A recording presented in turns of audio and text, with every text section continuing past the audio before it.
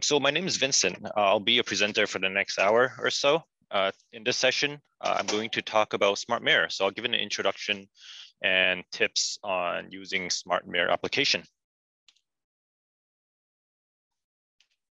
All right, so let's begin. Here's our agenda. So I'll start off by talking about network requirements. So it's very important that network is configured according to documentation in order for Smart Mirror to function properly. Next, I'm going to talk about Smart Mirror. So I'll present the different ways that you can share the content of your device to the display. And then after that, I'll give some useful resources. A lot of these resources are available on our website. So I'll point out a couple useful resources that's on our support site. And then at the end, I'll hold a Q&A session. All right, before I go into the network requirements, I'd just like to talk about what Smart Mirror is. So Smart Mirror application is a screen sharing solution that's available on select smart displays. It enables hosts and participants to use wireless networks to share devices to the smart display. And one important thing to note about Smart Mirror is that you can use it. You can use the smart display for many different devices, and you can share it across any network. So you can use Smart Mirror on your Android device, on your Apple devices, your Windows, your iOS, and Chrome OS. So you're not limited to the same network, and you can share the content of your device to a display from any network. All right, next, I just want to talk about the network requirements. So if you do run into issues before any troubleshooting, it's important that network administrators make sure that Smart Mirror is configured according to our documentation so that it functions properly. And we strongly recommend to involve the network administrator early on or the network equipment manufacturer, for example, Cisco or Aruba, depending on what network equipment that you're using. It's important to involve them very early on about these network configurations that support Smart Mirror. And in this photo here, you're looking at our IQ Experience main support page. And if you drill down to the section where it says configuring the IQ Experience, we have a whole section dedicated to configuring your organization's network for Smart Mirror. And I have a link at the bottom of the photo here that you can get to. So I just want to go through what's in this network configuration, because like I said, it's very important that the network is configured properly before using Smart Mirror. So as I mentioned earlier, Smart Mirror allows you to screen share across any network. So for remote connections, the network that the smartboard and the devices are connected to need to be able to access the internet through these ports. So TCP 80, TCP 443, and UDP port 53. You don't have to memorize these. This is all documented on our support page. So if you just go to that link shown at the bottom of this screen here, you can find out what ports you need to open in order for Smart Mirror to function properly. More requirements. So if you're using the native protocol, such as Airplay or Google Cast, so these are local connections, you need to make sure these ports are open. So MDNS ports, TCP 53 and UDP 53. And then for Airplay connections, there's certain ports. I won't read them all out here. Again, you can reference this table here that's on our support page. But for Airplay connections, there's certain ports that you need to open. And for Google Cast, if you're using Google Cast, there are certain ports that you need to open for that as well. More network requirements. So again, there are lots of network requirements here. If there's protocol filtering on the ports that I mentioned in my two previous slides, you need to make sure that these protocols need to be allowed, okay? Again, I won't go through all the list here. Again, it's documented. Now, when you're screen sharing over the internet, so again, across any network, the following FQDNs, the fully qualified domain names, must be unblocked on the firewall. So in this photo here on the right-hand side, it's just an example of how a typical school, how they have their network configured. On the right-hand side, you have all your client devices, including the smart board that's on your private network. And then on the left-hand side, you have your public internet. And in between, you have that barrier, that firewall. So any unwanted traffic will get blocked by the firewall going in, and any traffic that's trying to get out, there's that firewall in the middle as well. So firewall rules can be based on IP, it can be based on domain name. So you want to make sure this list that's shown on the left-hand side here, you want to make sure that's unblocked on your firewall. Again, the firewall rules can be based on many things: IP, domain, protocols, ports, programs, etc. So just a quick summary on what I just talked about. So before using Smart Mirror, make sure that you configure the network according to the documentation that I just showed you. Most schools or organizations do have a network firewall in place, whether these are host-based firewall, network-based, or cloud-based firewall. It's very possible that the firewall is not configured to the network requirements to use Smart Mirror. So make sure always to make sure that the network is configured. So I put a question there. So assuming that the network is configured properly according to our documentation, but you still run into issues when using Smart Mirror, what can you do? Right. So there's some questions that I put together, some troubleshooting steps to try and isolate the issue. Most of these are network related. So there are some things to think about here when you're still having issues with Smart Mirror, even though your network is configured properly. So some questions that you might want to ask yourself is, first of all, is the board connected to Wi-Fi only, or is it connected to wired Ethernet, or is it both? Is there a reason why it's both, right? Sometimes schools have their panels connected to both. You can try to isolate the issue by disconnecting one or the other and see if you still have issues. Next question is, once you're connected to the network, when you launch the IQ browser app, do you require further authentication before you can access the internet? The reason why I ask this question is, sometimes you go to the mall, you try to access their guest network, you're required to put in your credentials before you can access the internet, right?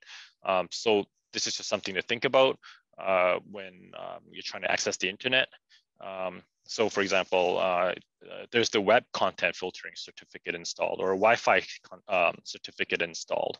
What if you remove these certificate? Do you have issues? This is just for testing purpose. You want to remove it just to see if you still have issues with Smart Mirror, right? Networking hardware. Sometimes you do need to contact your network equipment manufacturer to further isolate the issue. Any special policies, configurations, settings on the network that we should know about. And then, the last 2 points there, the second from the bottom, connect the smart board and user devices to a cell phone hotspot. What is the result? Again, the hotspot testing is to isolate the issue. We want to know whether the issue is related to the device, or it could be related to the smart board, or it could be a network related issue. So connecting both the smart board and the user device to a cell phone hotspot is a good test. Or connect your smart board to a single access point. We know a lot of times, a lot of schools have an access point in each classroom. And because of that, sometimes it will hop from one access point to another if it detects that another access point has a stronger signal strength. So if you isolate down the issue to just one single access point, what is the result? Does it work, right? Trying these things, the whole purpose is to try and isolate the issue, right? And see where to focus the troubleshooting on. Again, like I said, if you've already configured your network according to our documentation, and you've gone through this list that I just went through, you may need to contact Smart Support. And when you do that, you want to make sure that you provide as much network information as you can. Our Smart Support team may request some additional information. For example, log files. We may want you to enable logging at the Smart Display. And we have a knowledge base, a KB article on how to collect logs. And then we have an application that's that you can install on our smart display. And this application is called Route This application. It collects additional information about your network. And again, we have a knowledge base article on how to run this application so that you can provide our support team with the network information. And this is just a slide on contacting support. So if you do need further assistance with SmartMirror, you can always contact support. I have a link there, and it's just a screenshot of our support contact page. So you can either call us or email us. Okay, so that's just a quick overview of network requirements in order to run SmartMirror.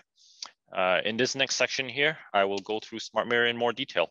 So this is the first slide that you've already seen.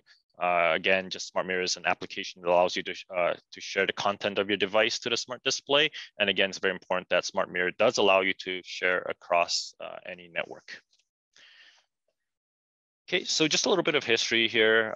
So SmartMirror was first available in IQ 3.10. This was released in December of last year. And it was only available on the 6000S V3 and the MX V3 panels at that time. Then Smart made it available, SmartMirror available on other panels. So SmartMirror is now available on the MX V2, 6000S, 7000 V2, 7000R models as well. And this we made this available in IQ 3.11 back in March of this year. So again, SmartMirror is available on a variety of displays, not just the V3, but some of our older panels as well. So one thing that SmartMirror is not available on is that it's not available on AM30, AM40, or the AM50. So on the IQ appliances, you do not get SmartMirror. So as some of you may already know, we do have the old Smart Screen Share that's still available on the MX V2, 6000S, 7000 V2, and 7000R panels. But now with the Smart Mirror that is now available on these panels, user has the option to choose between the two. So they can use the old Smart Screen Share solution or the newer Smart Mirror Screen Share solution. So one question that has come up a few to our support teams is that are there any plans to bring SmartMirror to the older displays? To the newer. Sorry. Let me repeat that. Is there plans to bring Smart Screen Share to the V3 displays? And the answer to that is no. You only get SmartMirror on the MX V3 and the 6000S V3 displays. Okay, so as I mentioned, Smart Screen Share is the default on the older panels. Now, if you want to use SmartMirror, you need to switch via IQ settings. So to do this, if you launch IQ settings and go down to Screen Share, and then at the top there, you have default Screen Share app. And then if you tap that, you have the option to choose SmartMirror. Now, when you tap SmartMirror, it does take about 30 seconds to download the application. So when you hit start download, it'll go through in a notification center, you'll see a downloading Screen Mirror app. And then about 30 seconds later, you'll say SmartMirror app has been downloaded. So it's important that the panels do allow these apps to install. Some people push out settings to disable apps from installing. So if you do that, you won't see anything in the notification center. And if you tap start download, nothing will happen. So just make sure that no apps have been blocked on these displays. So it is a pretty quick process. It only takes about 30 seconds to complete the download. So once it's downloaded, you can launch SmartMirror and begin using the application. So there are a couple of ways to do this. From the IQ home screen, there's a screen share button located at the bottom. If you tap that screen share button, it will launch the SmartMirror home screen. Or if you go to the apps library, we have a SmartMirror application there as well. So a couple of ways to launch it, but either way, depending on which it doesn't matter which way you launch it, either from the apps library or from the IQ home screen. When you launch it, this is what it looks like. So this is a photo of the SmartMirror home screen.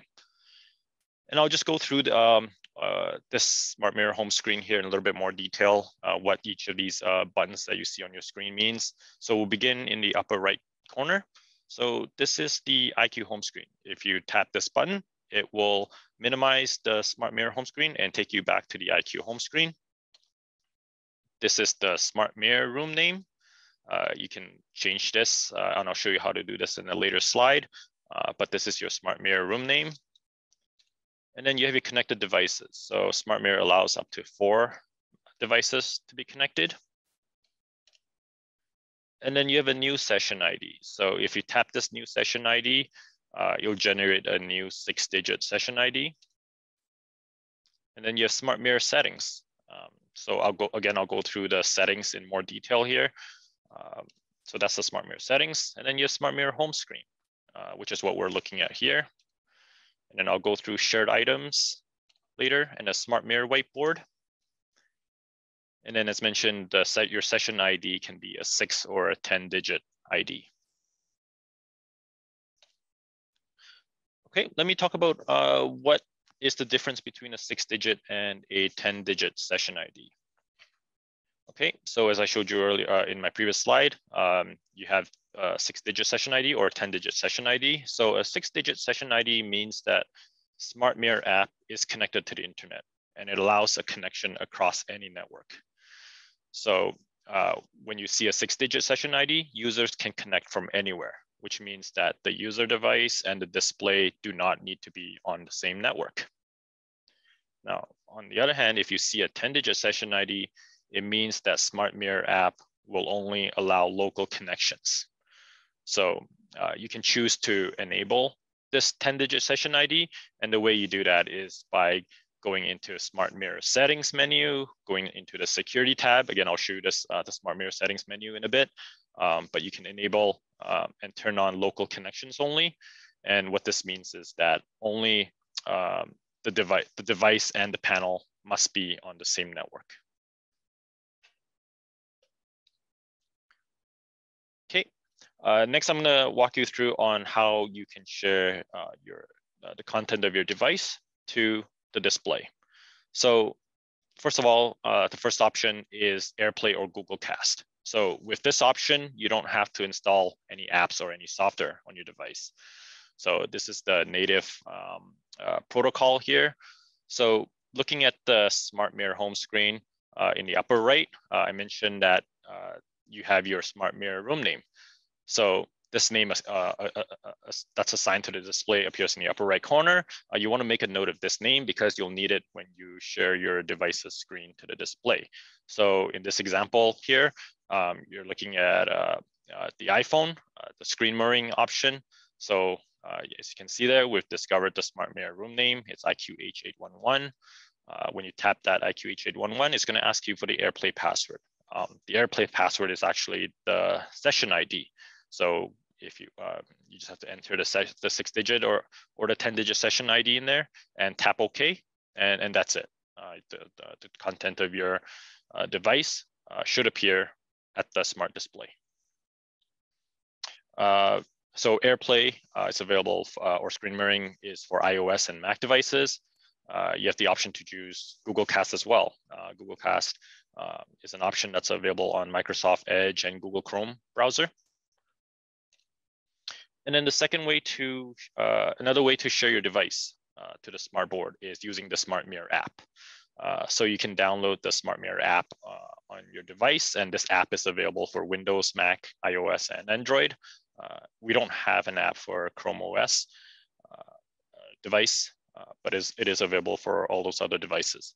So if you're using Android, you can download this app from the Google Play Store. From the iOS, you can download it from the Apple App Store. And if you want this app on your Mac OS or Windows, you can download the app from our support site.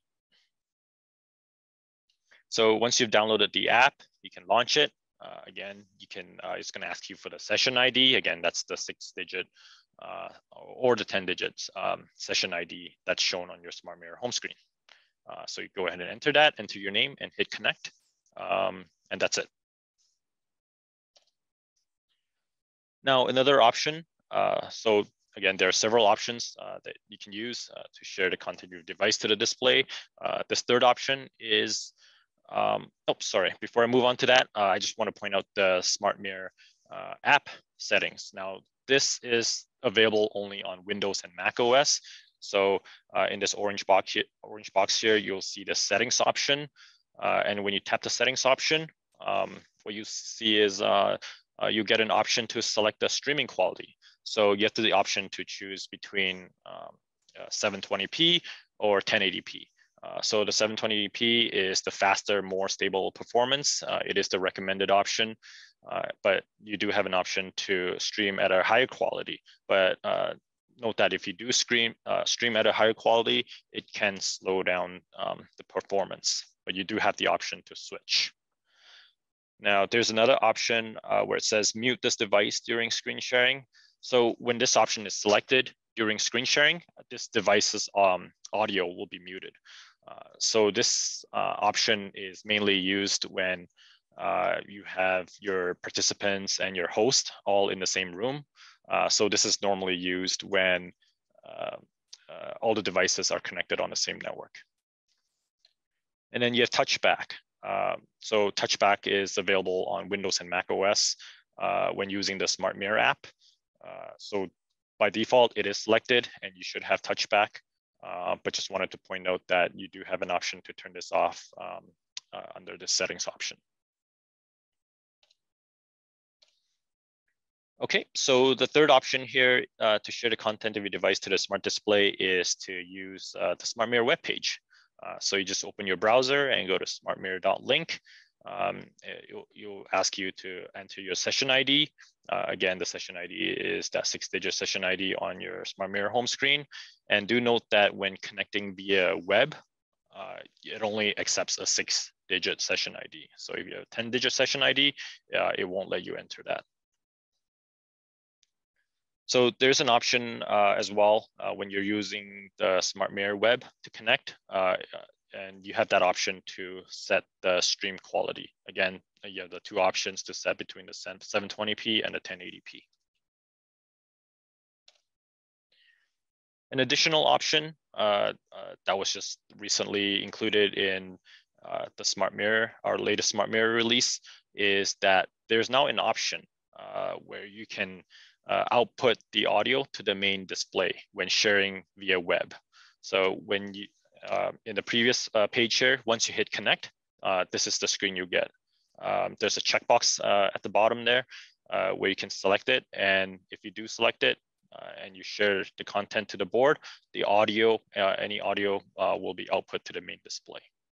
So with this option, you can choose to share your entire screen, or you can choose to share a particular window, or you can just choose to share a particular tab, Chrome tab.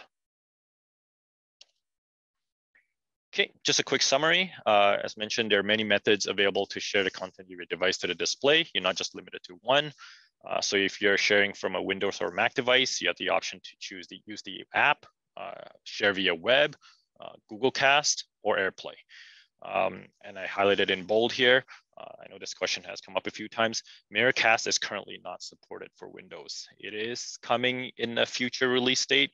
However, we don't have an ETA on a release date at this time.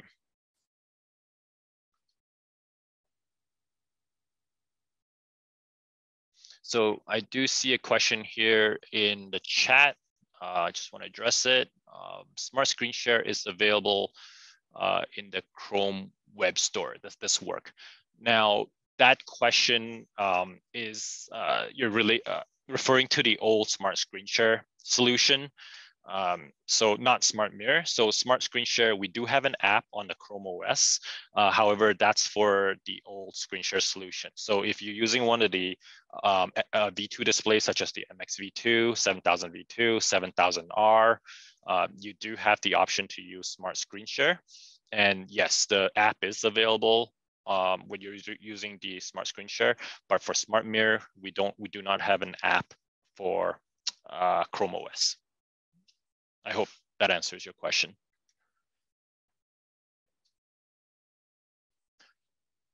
Okay, so just continuing on this slide here. So if you're sharing from an iOS device, you have the option to use the app or Airplay.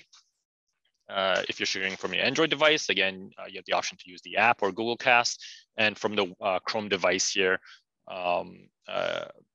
you have the option to use the web or Google Cast. So no Smart Mirror app for the Chrome device.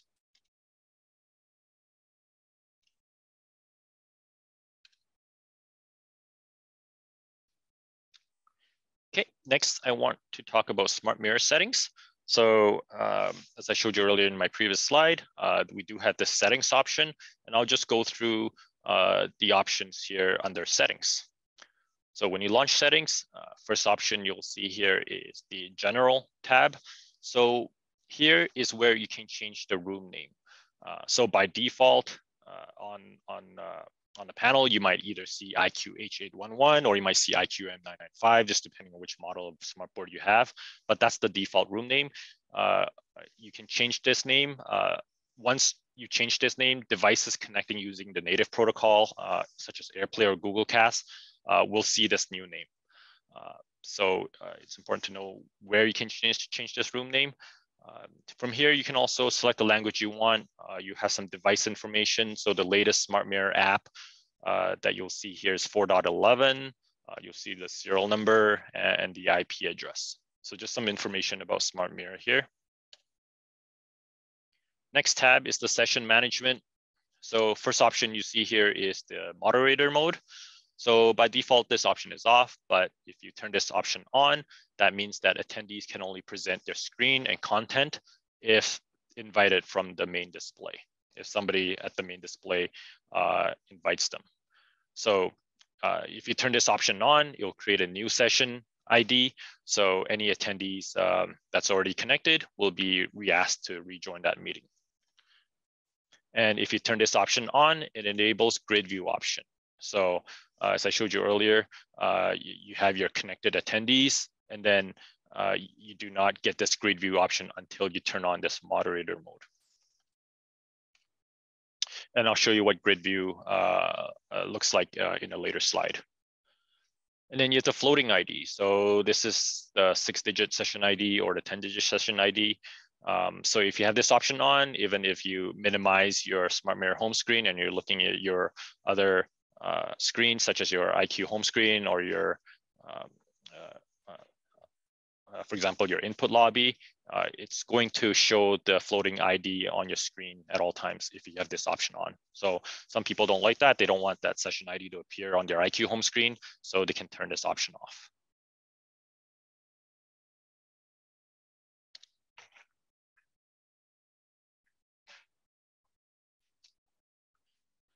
Okay, next tab here. I won't go through this in too much detail for a couple of reasons, as you'll see why here.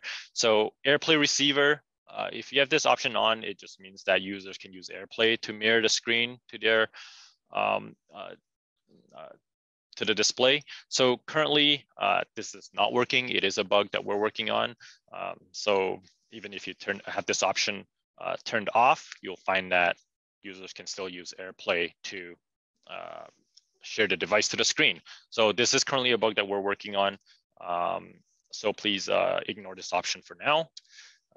Again, cloud connections, please ignore this option. It doesn't do anything for Smart Mirror at this time, so it will be removed in a future update.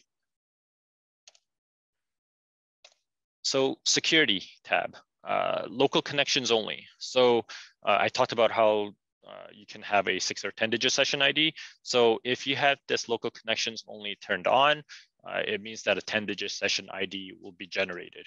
So attendees will only be able to connect to sessions while on the same network. So that just means that all the client devices and the smart display have to be on the same network in order for you to share your device to the board. And then you have an option to set a security setting, so a PIN, a 4-digit PIN. So if this option is enabled, a 4-digit PIN is required when sharing via the Smart Mirror app or the web. So currently, the PIN is not required for Airplay or Google Cast. It will only request a 4-digit PIN if you're connecting via the app or the web. And then lock settings. So you can lock the settings on this device to prevent any unwanted changes. So again, it is a 4-digit PIN that it will ask for. And if you do forget this PIN, unfortunately, you do have to perform a factory reset.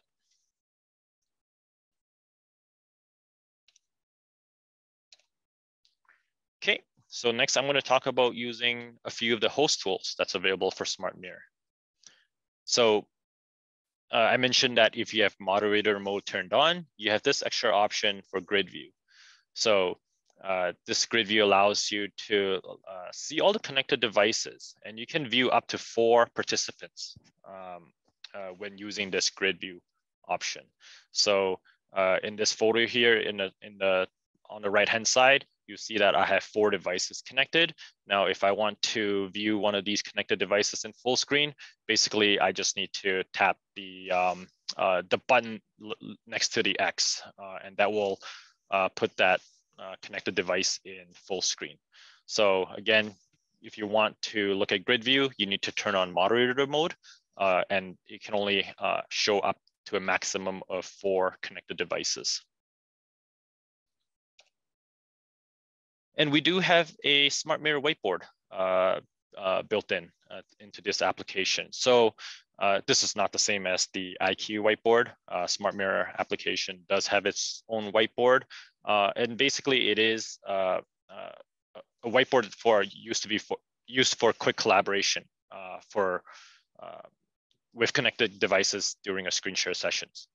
So the host and all the connected attendees can use this Smart Mirror whiteboard for collaboration.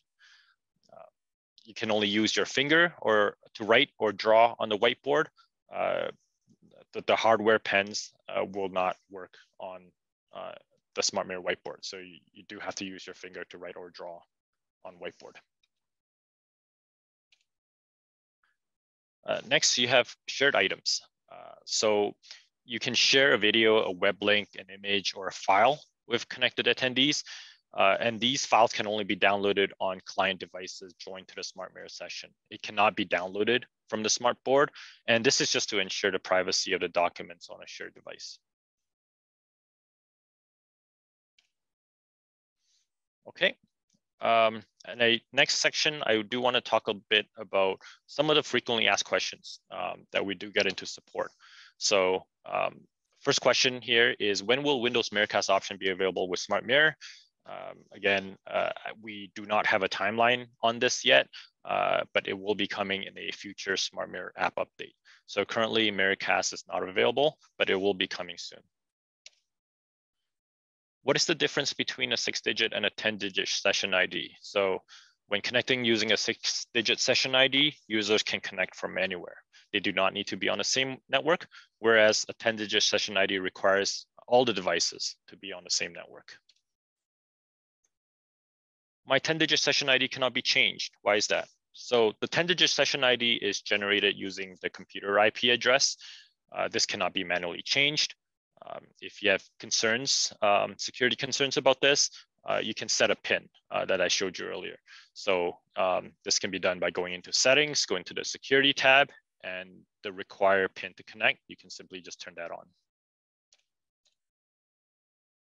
Why is the room name the same across all smart boards and not the same as the smart board name set in IQ settings? So if you want to change the Smart Mirror room name, you can do that by going into settings, into the general tab, and changing the room name there. Now this Smart Mirror room name by default, as I mentioned, is not the same as the smart board name that you set up in your out of box setup. So the smart room name is not the same as the room name that if you go into the IQ settings, if you go to the About menu, it's not going to be the same. So if you do want to change your Smart Mirror room name, you have to go to the Smart Mirror settings under the general tab to change it. Next question, I have a 10-digit session ID on my home screen. Why can I not get a 6-digit session ID? So there are a few reasons for this. First of all, a 10-digit session ID is shown when local connections only are enabled. I showed this earlier. So if you go into settings menu and you go to the settings tab, if you go to the security tab, there's an option called local connections only. If you have this option turned on, you will see a 10-digit session ID in your Smart Mirror home screen. So make sure that's turned off if you're looking for a 6-digit session ID so you can share across any network. So another reason why you might see a 10-digit session ID on your home screen, Smart Mirror home screen, is that the Smart Mirror receiver, so the network that your smart display is connected to, may not be able to communicate with the Smart Mirror server. So this could be due to the internet connection not being available, or there may be a security restriction on the network. So you want to make sure that your network is configured, again, to the documentation that's on our support site.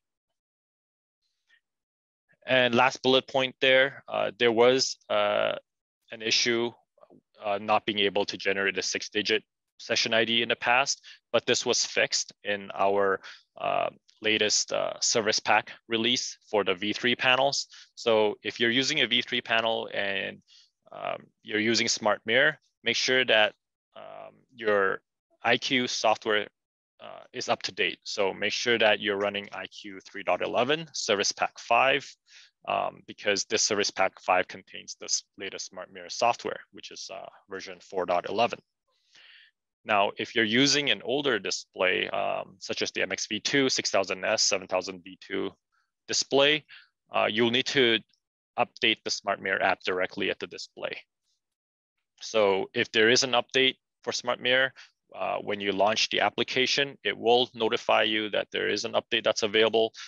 So for these V2 displays, just make sure you update Smart Mirror to version 4.11, and you should not come across this 10-digit session ID on your home screen issue. Okay, a few more questions here. So where can I find the MSI file for the Smart Mirror app for Windows? Now, currently this is not available.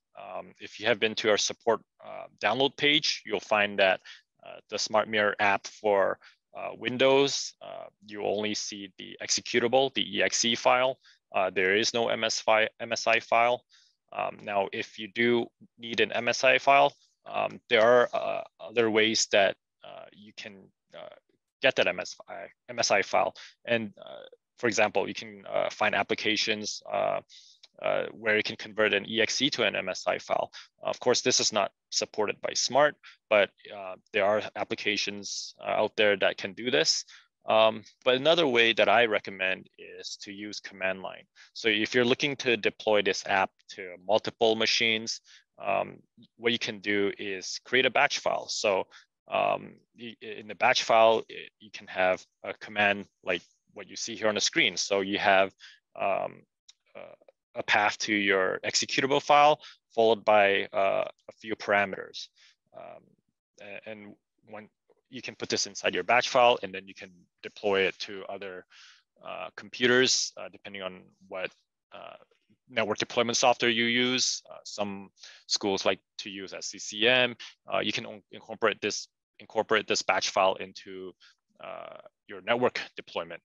That's one way to deploy the app to multiple machines. So I talked about this. How can I view multiple connected devices at the same time? You have to enable moderator mode to be able to see the grid view option in your Smart Mirror home screen. So there's a question, why am I unable to connect using the web app when I have a 10-digit session ID? Connecting via web allows 6-digit session ID only.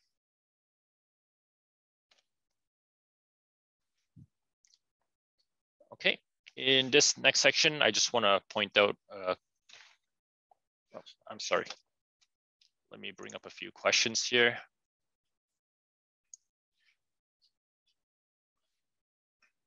So Smart Mirror can be installed on Chromebooks via the Android App Store, but the screen is always projected onto the display in a narrow phone format. Can it be switched to full size of the Chromebook screen?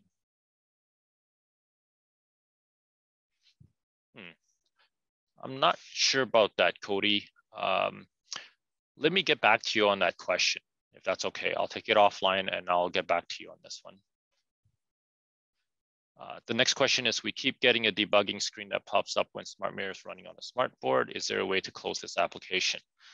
So I assume that you're referring to a bunch of text that's appearing on the upper left-hand corner of the screen. I believe it's in yellow text.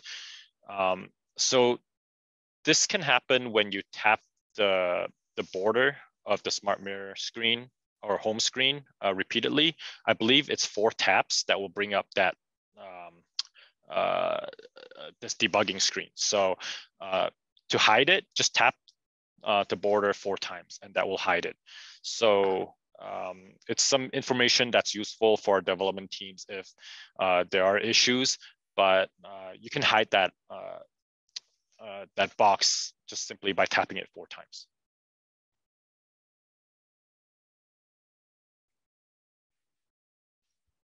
Okay. Yes, Cody, I will get back to you on the other question. Thanks.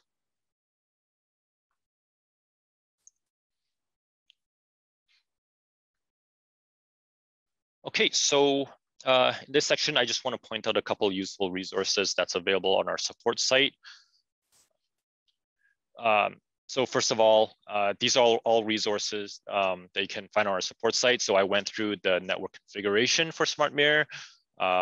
Using SmartMirror was what I just talked about.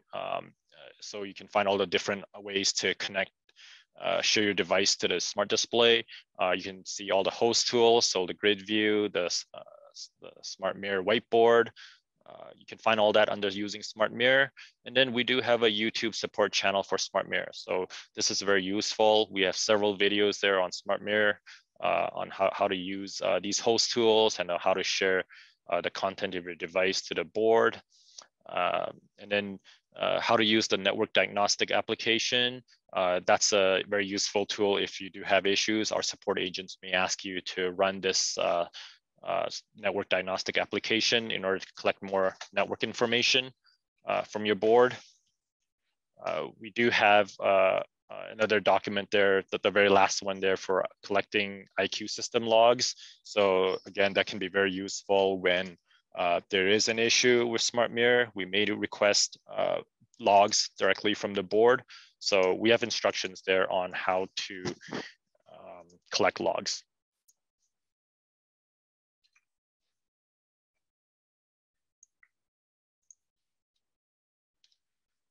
So here I'm showing a table of the SmartMirror features. Now the features that I'm showing here on this table varies depending on which device you're using to share your device to the board.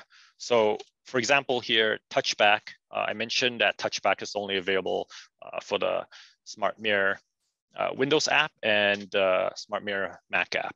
So as you can see here, it's not available on any other methods such as the native protocols or the web or the iOS app or the Android app. So touchback is currently only available for the Windows and Mac app. So audio, if you want audio to output from your main display, it's available only for the Windows app and the screen sharing protocol and the web, which was just recently added.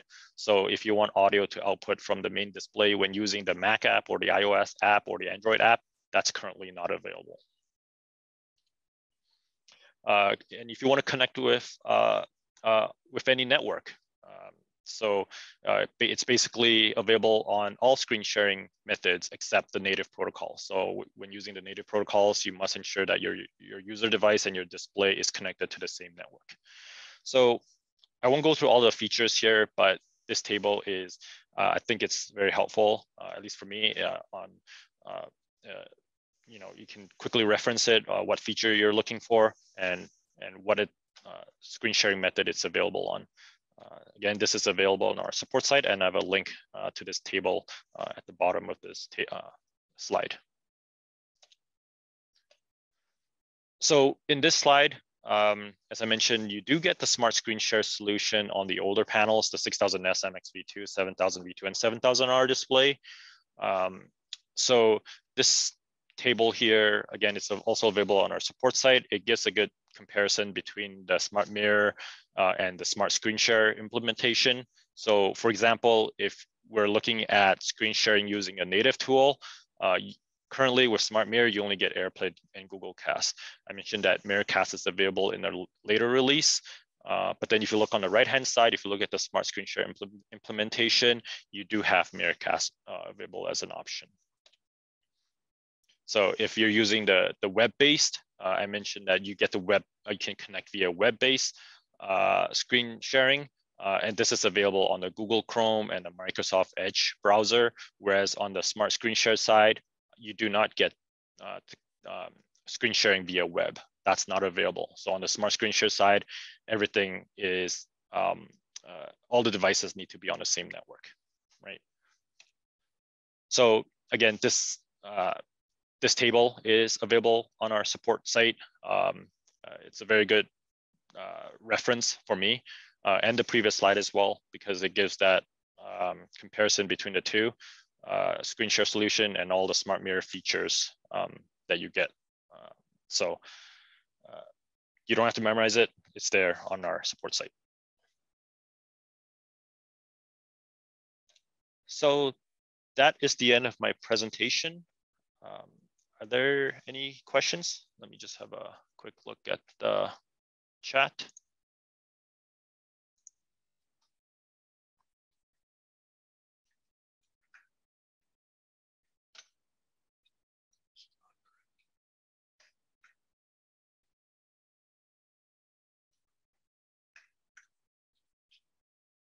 Okay, I see a link here posted by James Lane. See also troubleshooting screen sharing. That appears to be an incorrect link. So if I open that, it takes me to the troubleshooting the IQ experience. That is not the correct link. Let me see if I can get the correct link for you.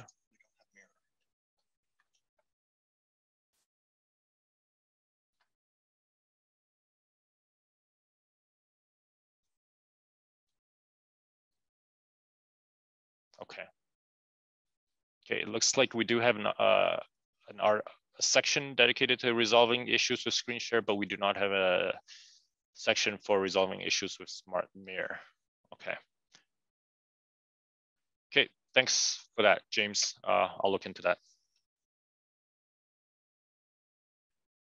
Are these slides available? Yes, we will be posting this presentation on our YouTube channel, so it will be available.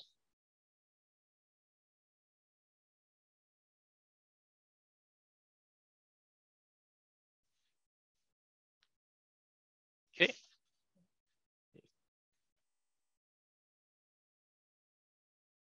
Has anyone encountered where one or two panels will not activate their Smart Mirror? So I have not encountered this myself. Dina, if you would like to contact support, I think that's the best route to take here. If it's not launching for you, or if it's not bringing up the Smart Mirror home screen, we'd like to know a few other information, such as the serial number of your panel. We want to make sure it is in our system. So if it will not activate, please do contact Smart Support, and we should be able to help you out. Could also be a blocked internet access. Yeah, so I'm thinking here, my initial thought on a reaction to that is that it may not be able to access the internet, or there might be a domain that's blocked where you cannot reach the Smart Mirror server. So it could be that there might be an internet access here. I'm just curious if you're able to access the internet. So if you launch your IQ browser app, are you able to navigate to a website? Are you able to browse the websites if you have any issues? Okay, so you do have a ticket in. Okay.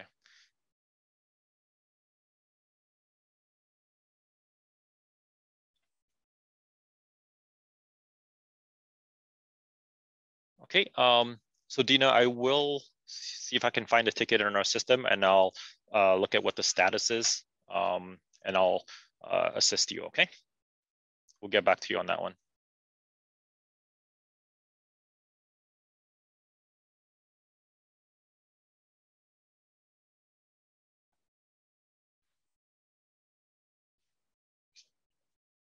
Okay, if there are no any other questions, thank you everybody for joining today. Hope you have a great rest of your day. Thanks everyone.